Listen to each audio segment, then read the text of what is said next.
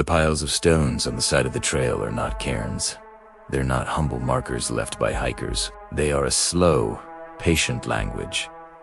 And once you learn to read them, you will never forget what they say.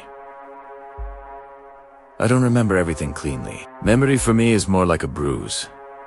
You press on it, and it hurts. But the exact color never comes back. What I have are shards. The taste of charred fish between my teeth. Ma's breath in the dark. The sun rolling itself across the ridge like a cat taking a nap. And under everything, a neat little tower of rocks, balanced so unnaturally that the sight of it made my stomach clench, as if the world had been pinned in place. We'd been on the trail for 3 days. It was the kind of family trip that pretended to be simple. A tent, a fire, canned beans, and an easy syllabus of stories to share when the whiskey loosened tongues. The tent was too small for 3 people who weren't built for restraint, and sometimes I'd wake in the night, sweat slick as if I'd been sleeping in a storm, and unzip the flap just to gulp air that tasted like the outside world. I was the smallest, so I noticed the stones first. They were set off to the bend in the track where the path forked, stacked with a precision that nagged at me. Big one at the bottom. Smaller and smaller until the tower crowned was something the size of my fist. The stones seemed to hold their breath.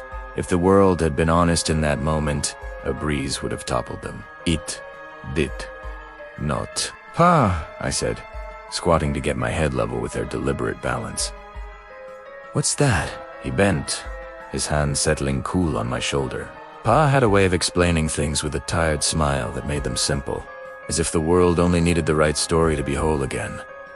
"Sometimes people get lost," he said. "Sometimes they lose their way. These are how people find their way back."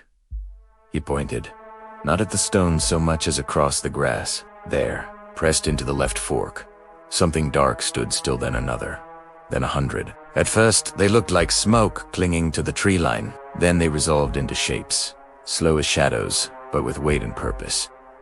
The hair lifted along my arms. I felt, briefly and acutely, how small we were. Ma whispered something. A pattern of fingers that I didn't understand, and we moved on. The trail swallowing us like a throat. 16 years can bruise a life into corners. After PA's throat filled with a cancer that ate him from the inside out. And Ma found a bottle that rinsed her memories like a river. I learned forgetting the easy way. Drink, move, dodge. The trail we took back then became hard to find on other maps. I fell into a life of small crimes and stranger comforts. Smoking under streetlights, sleeping in the hollow of a sister city, avoiding good names and brighter rooms. You don't plan to see the piles again when your life is this scattered. They find you. I was deep in a different night once, hands full of bills and the cold breath of Slick Pete's house on my neck, when I saw one propped on the edge of a fork like a sentry, a stack of stones, neat and obscene, and beyond it a bank of still figures, not moving, only watching. I remember the sound of headlights, the scent of petrol, and the way Slick Pete's laugh was all teeth and wire. Slick Pete was the kind of man whose presence made the air change. A live wire in an empty room. He took our money without flinching. He counted it slow, the way someone counts out a life or a sentence. Then he asked which one of us was bluffing, and he made sure the answer was real. What he did that night made me run until my legs were led by nothing but terror. I ran until I found the stone stack, and then I felt what PA had meant. At the base of the stack, 2 pinpricks of light blinked in the dark like eyes, one and then another, and a field of them opened like a black sea. They were not men, not birds, not figures we could explain. They were watchers, hollow as breath, patient as winter, and they made the world recoil into its proper, narrow shape. I felt the first honest, paralyzing fear I'd had in years. I chose wrong. The path that promised to swallow the watchers.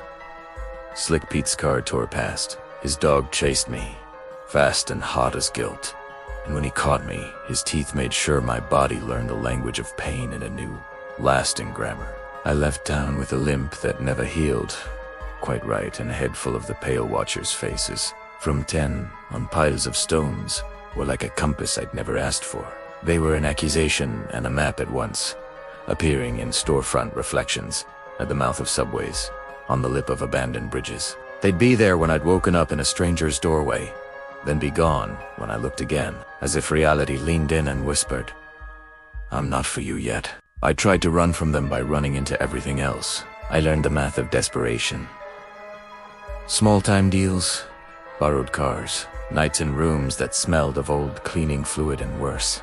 For a long time, they haunted me only in the edges of my vision. Sometimes I'd spot a stack from a bus window or in the drift between two buildings and have to lift my chest like a man inching past a grave. Then luck and thievery conspired to give me a few crisp bills. Me and two others, ghosts born from the same dirt, sold a briefcase of suits that were too beautiful for people like us to own. With the cut, I promised myself a single night of forgetfulness.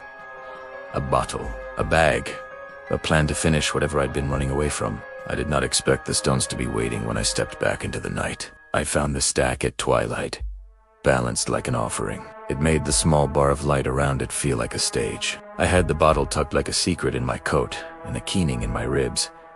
That might have been courage or might have been surrender.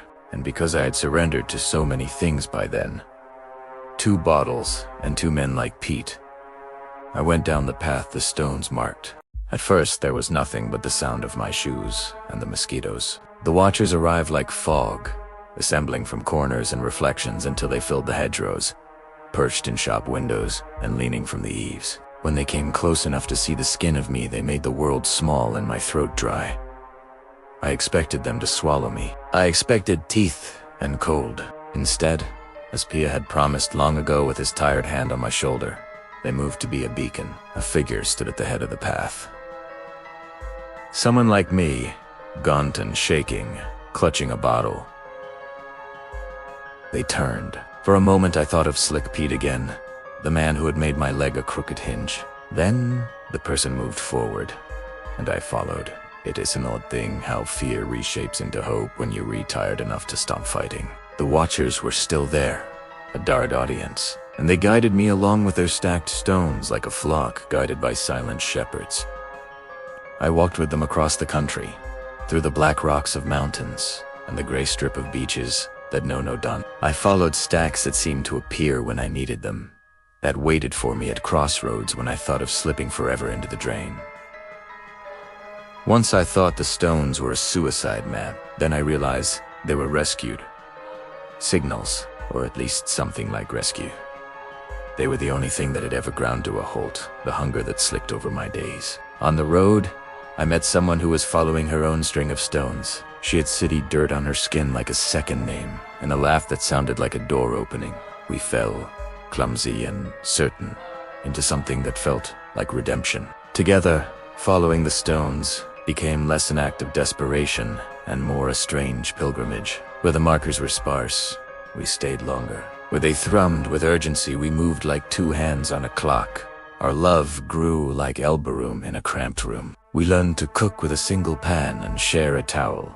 I stopped sleeping in dumpsters and found a place that smelled of coffee and the cheap kind of trust you can build when you have no option but to rely on one another. The stones appeared less frequently, sparing us the gnawing necessity of always being ready to be led. When we had a child, I felt a line tighten and unknot inside me. Some part of me that had been a wire broke and healed into a path I could follow without thinking. We taught our children the same superstition PA had taught me. Sometimes people lose their way.